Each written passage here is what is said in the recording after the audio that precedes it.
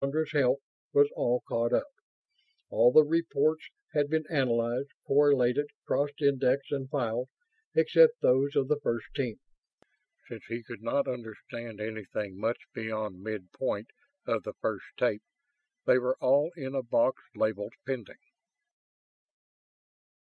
The Navy had torn 15 of the Oman warships practically to pieces, installing Terran detectors and trying to learn how to operate Oman machinery and armament. In the former they had succeeded very well, in the latter not at all.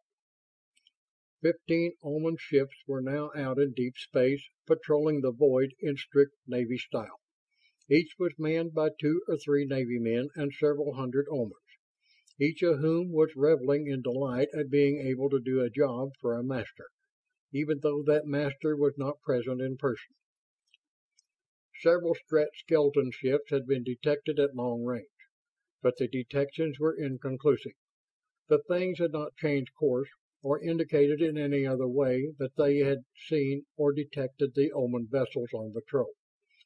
If their detectors were no better than the Omans, they certainly hadn't. That idea, however, could not be assumed to be a fact, and the detections had been becoming more and more frequent. Yesterday a squadron of 7, the first time that anything except singles had appeared, had come much closer than any of the singles had ever done.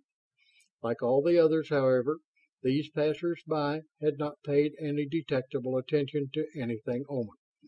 Hence, it could be inferred that the skeletons posed no threat. But Sawtelle was making no such inferences. He was very firmly of the opinion that the Strats were preparing for a massive attack. Hilton had assured Sawtelle that no such attack could succeed, and Larry had told Sawtelle why. Nevertheless, to keep the captain pacified, Hilton had given him permission to convert as many Oman ships as he liked, to man them with as many Omans as he liked, and to use ships and Omans as he liked. Hilton was not worried about the Strats or the Navy. It was the first team. It was the bottleneck that was slowing everything down to a crawl. But they knew that. They knew it better than anyone else could, and felt it more keenly. Especially Carnes, the team chief.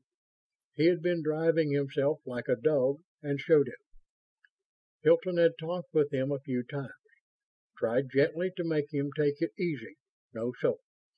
He'd have to hunt him up, the next day or so, and slug it out with him.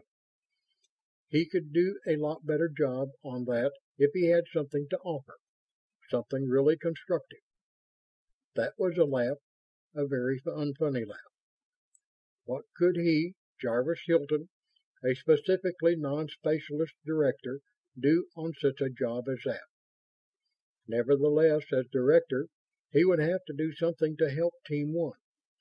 If he couldn't do anything himself, it was up to him to juggle things around so that someone else could. End of Chapter 5.